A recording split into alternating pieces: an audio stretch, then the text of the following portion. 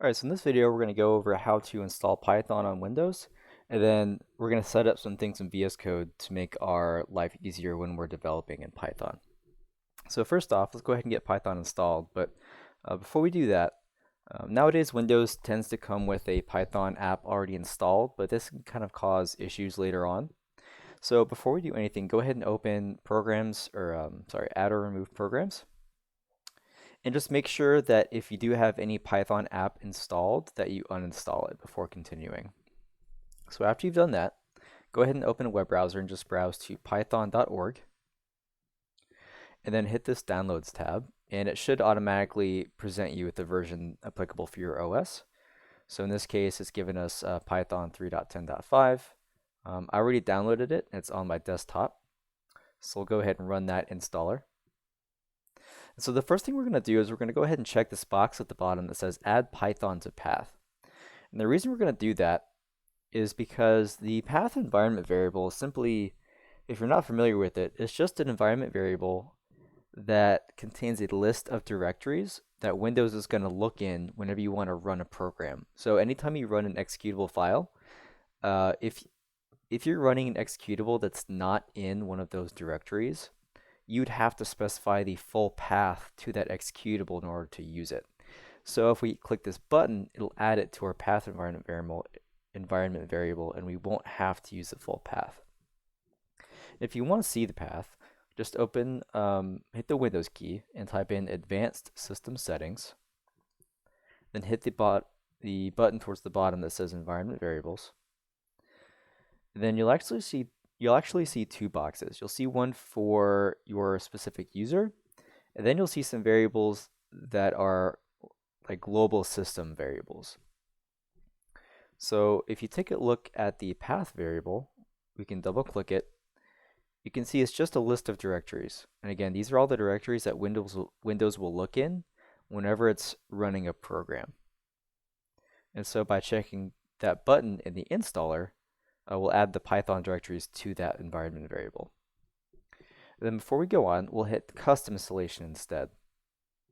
Go ahead and leave all these boxes checked. These are some additional features that come with Python. Hit next. And so we're going to hit install for all users. And that's because by default, Python's going to install in your user's app data folder. To make it easier though, click that button, and that'll tell Python to install in the program files directory. So that makes it a little bit easier to find Python files later on. So now we can go ahead and hit install. And we'll let it do its thing.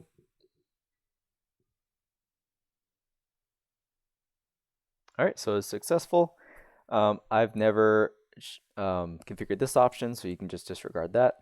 Go ahead and close the installer. And let's go ahead and take a look at that path environment variable again. So if we go back to it, double click, you can see that now at the top we've got two new directories. We've got program files 310, and then program files 310 scripts. So now Python's in the path. And so we should be able to just open a command prompt or PowerShell terminal and just type in Python. And you can see it opens a Python terminal. Okay. Sometimes when you install Python like this, you might have to restart your computer. So if you go to the command prompt and this doesn't work, if it says Python is not a recognized command, go ahead and restart your computer and then make sure those Python directories are in that path environment variable. But anyways, we're good to go. So now that we have Python installed, we can do a couple things in VS Code.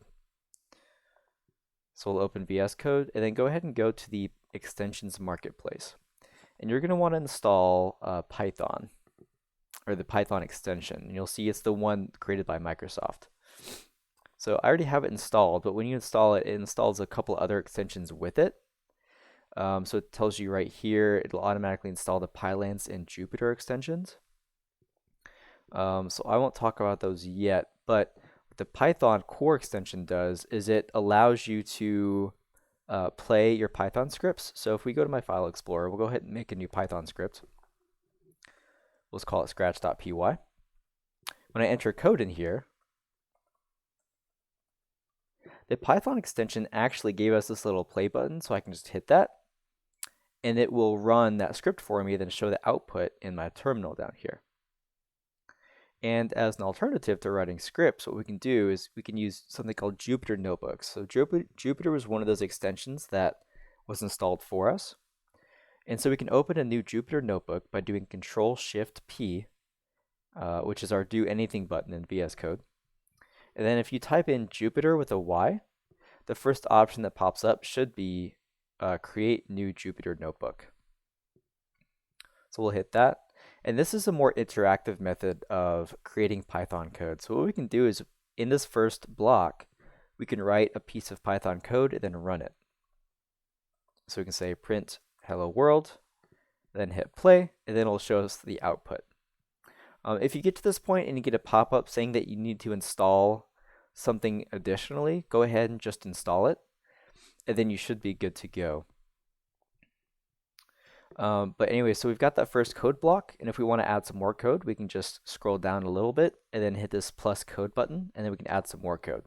So let's say we set a variable called x. We'll set that equal to my first variable, and now we can hit play. We didn't actually do anything, we just set the value of this variable, so we can add another line, and we can just say print x. And then we can play that, and now you can see it prints the string my first variable. And if we want to delete a line, we can just highlight it and hit the delete button. Also, if we want to run all the code blocks at once, we can just hit run all. If we want to clear the outputs, we can do that, or restart the overall execution, we could do that as well. And then let's say we've added a few lines. What we can do is we can hit these three dots and then export, and then we'll just export it as a Python script. Okay. And then you can just do file, save as, and then save it wherever you want, like so. So my first Jupyter script.py, go ahead and save that. And now we see it in our directory over here, so we can go ahead and hit the play button, and it executes just like it did within the Jupyter Notebook itself. So this is a pretty handy tool. When you get a chance, go ahead and play around with the different buttons you can use. Also, you might notice that at the bottom, there's a Jupyter tab. So if we hit that, it'll actually show us all of the variables that we've defined in our script. So we've only defined one. The variable name is x. It shows us that it has a type of string, the size, and then the actual value of the variable. So that's really handy when you're working with Jupyter Notebooks. You can take a look at all the variables.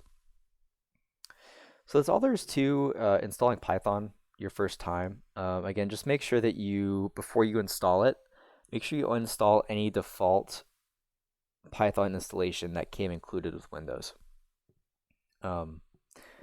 Also, after you install Python, like I showed you, you might have to restart your computer in order for the new environment variables to take effect.